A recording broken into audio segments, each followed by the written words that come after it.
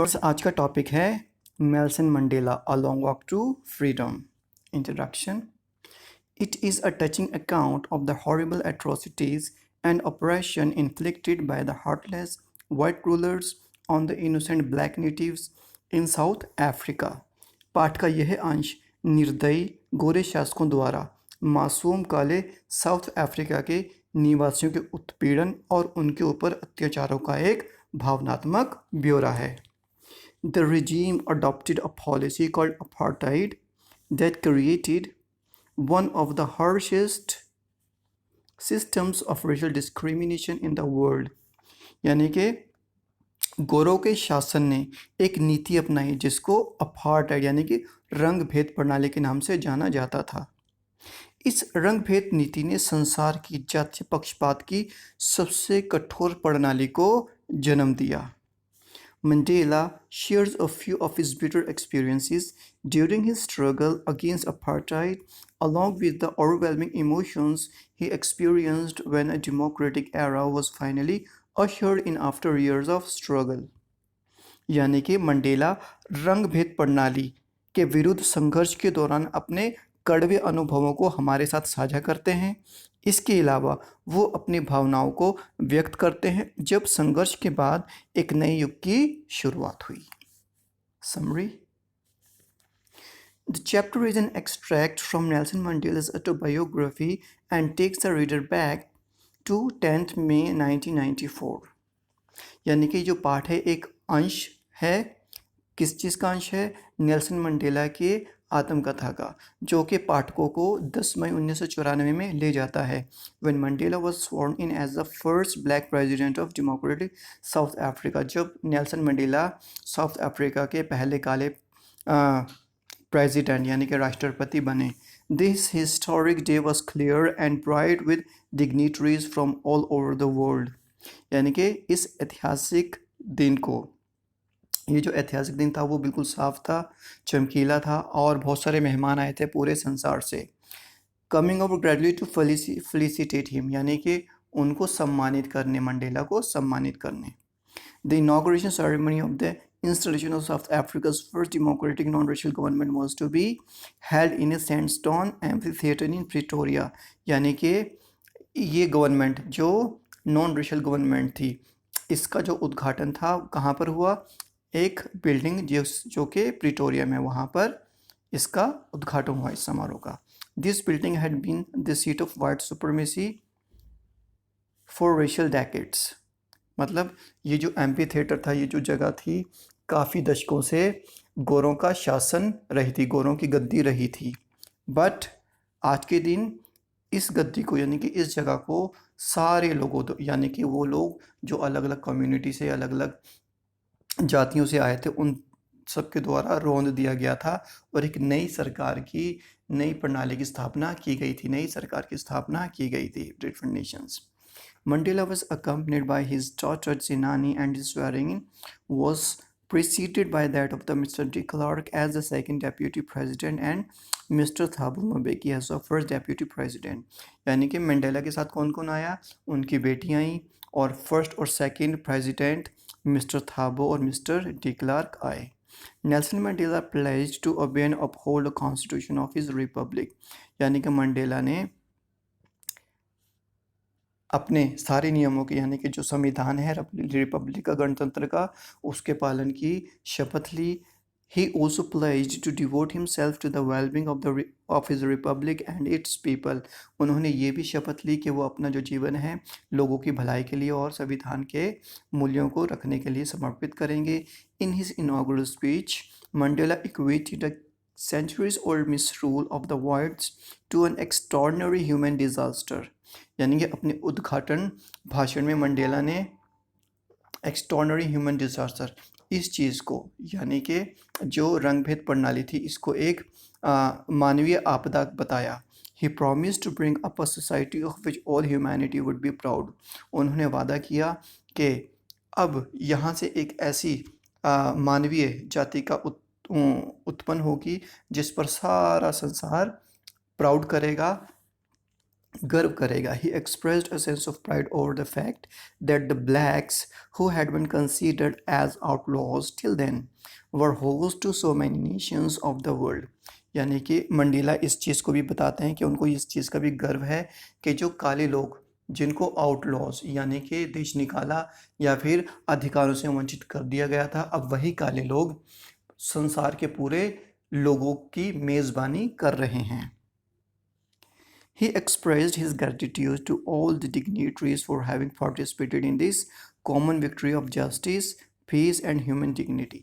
यानी कि मंडेला ने अपना आभार व्यक्त किया उन सब लोगों को जो बहुत सारे देश के लोगों से देशों से आए हुए थे, क्योंकि ये जो जीत थी वो जस्टिस यानी कि इंसाफ की जीत, शांति की जीत और मानवीय मर्यादा की जीत थी। He further added that they had achieved political emancipation and were now taking the pledge to free all their people from the shackles of poverty। अब उन्होंने आगे कहा कि अब उनको क्या मिल चुका है, राजनीतिक आज़ादी मिल चुकी है। अब वो ये शपथ लेते हैं कि वो अपने लोगों को गरीबी की बेड़ियों से, दुखों की बेड़ियों से, वंचितता की बेड़ियों से, लिंग भेद से और दूसरे पक्षपातों की बेड़ियों से आज़ाद करेंगे। He closed his address with the wish that freedom reigns and Africa be blessed by God। और उन्होंने जो अपनी जो भाषण था ये कहकर ख़त्म किया कि जो आज़ादी वो हमेशा कायम रहे और परमात्मा का जो साउथ अफ्रीका पर आशीर्वाद हमेशा बना रहे। An impressive display of South African jets, helicopters and troop carriers added to the spectrum of the inauguration ceremony। यानी कि उस उद्घाटन समारोह में साउथ अफ्रीका के जो लड़ाकू विमान, हेलीकॉप्टर्स और बड़े बड़े सैनिकों को ले जाने वाले जहाज़ थे, उन्होंने एक बहुत ही अच्छा स्पेक्ट्रम, एक बहुत ही अच्छा आकार बनाया। इस उद्घाटन समारोह में Mandela termed it as an exhibition of military loyalty to the newly formed democratic government. Mandela ने बताया कि ये मिलिट्री की जो ताकत है वो एक नई जो सरकार स्थापित की गई है उसके प्रति ये एक ईमानदारी दिखा रही है, उसकी अभिव्यक्ति है। When saluted by the military generals, Mandela pointed out the shift in their attitude। जब मिलिट्री ऑफिसर्स ने, पुलिस ऑफिसर्स ने मंडेला को सैल्यूट किया तो मंडेला ने कहा कि उनके सोच में ये तब्दीली का प्रतीक है। These decorated officers who had just saluted him as a new president and pledged loyalty to his government would have arrested him not many years ago। यानी कि मंडेला ने कहा कि यही ऑफिसर्स जो मुझे सैल्यूट कर रहे हैं, कुछ साल पहले यही लोग मुझे गिरफ्तार कर लेते। The grand ceremony came to a close with the Impala jets leaving a trail of the bright colors that formed the new South African flag। अब जो ये शानदार समारोह था इसका अंत हुआ इम्पाला जेट्स के साथ, जब इम्पाला जहाज़ों ने, लड़ाकू विमानों में पीछे रंग बिरंगे एक आसमान के अंदर रंगों को छोड़ा और इन रंगों से साउथ अफ्रीका का जो झंडा है उसका निर्माण हुआ आसमान के अंदर। On that symbolic day, two national anthems were played, the white sang this and black sang this। यानी कि इस प्रतीकात्मक दिन को दो राष्ट्रीय गान गाए गए, एक गोरों के लिए, एक कालों के लिए। Mandela knew that although the two groups had once despised each other's anthem, Mandela ये जानते थे कि दोनों ग्रुप एक दूसरे के राष्ट्रीय गान से नफरत करते थे। They would soon memorize both। अब जल्दी ही दोनों एंथम्स को याद कर लेंगे दोनों group. Mandela also recalled historical events that had marked the growth of the apartheid in South Africa। अब मंडेला अपनी ऐतिहासिक घटनाओं को याद करते हैं और हमें बताते हैं कि किस तरह से रंग भेद प्रणाली का उदय हुआ साउथ अफ्रीका में। The bore war and the first decade of the 20th century had witnessed the spreading of the system of racism। यानी कि पहली जो बोर वॉर थी और पहला दशक, 20वीं सदी का जो पहला दशक था, ये गवाह बने कि किस तरह से जातीय पक्षपात वाली प्रणाली का जो है उदय हुआ and dominance of the blacks by the whites, और किस तरह से गोरे लोग उस पर काले लोगों पर उन्होंने शासन किया. However, in the last decade of the century, all this had been overturned, and the South African enjoyed equal rights and freedom irrespective of the color of their skin. लेकिन इस शताब्दी के अंत में, ठीक है, शताब्दी के अंत वाले दशक में किस तरह से इस प्रणाली को उखाड़ कर फेंक दिया गया और सारे लोग साउथ अफ्रीका के, यानी कि वो एक सा अधिकार का एंजॉय यानी कि एंजॉय करने लगे, यानी कि एक से अधिकार सबको मिल गए, यानी कि respective of their colour of the skin, यानी कि उनके चमड़ी के रंग को देखे बिना उन सब ने अपने सारे अधिकारों का एंजॉय किया, आनंद लिया. Mandela also recognized the sacrifices made by thousands of people before him who had suffered hardships because they were patriots. अब मंडेला उन सारे पुराने देश प्रेमियों को, ओके, देशवासियों को, देश प्रेमियों को और क्रांतिकारियों को याद करते हैं जिन्होंने इस आज़ादी के लिए संघर्ष किया. He felt sorry that they could not witness the fruits born due to the hardships undergone by them. वो इस चीज़ का दुख करते हैं कि वो जो क्रांतिकारी थे, जो लोग थे जिन्होंने संघर्ष किया, लेकिन जब उसका फल मिला, यानी कि जब आज़ादी हासिल हुई, इस आज़ादी को के दिन को देखने के लिए वो ज़िंदा नहीं बचे. इस चीज़ का मंडेला को दुख हुआ. Mandela particularly criticised the policy of apartheid, यानी कि मंडेला खास तौर से इस रंगभेद प्रणाली की आलोचना करते हैं, which had left a deep and lasting wound on his country and it's people, यानी कि इस रंगभेद प्रणाली ने देश पर और देश के लोगों पर एक लंबा घाव छोड़ दिया. He admitted that it would take ages to recover from this, but also observed that decades of oppression and brutalities had given birth to courageous patriots like Oliver Tambo, Walter Cicero, Chief Lithuli, and many more. इसके साथ उन्होंने ये भी चीज़ कही कि सदियों तक जो उत्पीड़न होता रहा, यानी कि मंडेला कहते हैं कि देश के लोगों को बहुत साल लग जाएंगे इस घाव से बाहर आने के लिए, लेकिन साथ ही में उन्होंने ये भी कहा कि इस उत्पीड़न की वजह से देश में ऐसे क्रांतिकारी, ऐसे लोगों का जन्म हुआ जो कि बहुत ही संघर्ष करने वाले थे, जैसे कि ओलिवर टैम्बो, वॉल्टर, चीफ लुथली, ऐसे लोग, ऐसे हौसले वाले लोगों का जन्म हुआ. He shared that his people were his greater wealth than the minerals and gems found in his country. अब मंडेला कहते हैं जो साउथ अफ्रीका के लोग हैं वो बहुत ज़्यादा कीमती हैं बजाय के साउथ अफ्रीका में मिलने वाले खनिज और हीरो से भी, है ना. इन सबसे ज़्यादा साउथ अफ्रीका के जो लोग हैं वो सबसे ज़्यादा कीमती हैं. He further remarked that he had learned the real meaning of courage and selflessness from such patriots. आगे वो हमें बताते हैं कि उन्होंने निस्वार्थ और हौसले की जो भावना है, हौसला किन से सीखा? इन देश प्रेमियों से सीखा. He had learned that courage was not the absence of fear but the triumph over it. उन्होंने सीखा कि जो हौसला है वो डर का अभाव नहीं है बल्कि डर के ऊपर जीत है. Another observation that Mandela shared was the belief that hatred is not natural to man. एक और निरीक्षण, ऑब्जर्वेशन मंडेला अपनी बताते हैं कि जो नफ़रत है वो इंसान के लिए स्वभावी नहीं है. इट इज़ एक्वायर्ड, इसको हासिल किया जाता है. If a man can learn to hit another because of the colour of their skin, he can also be taught to love.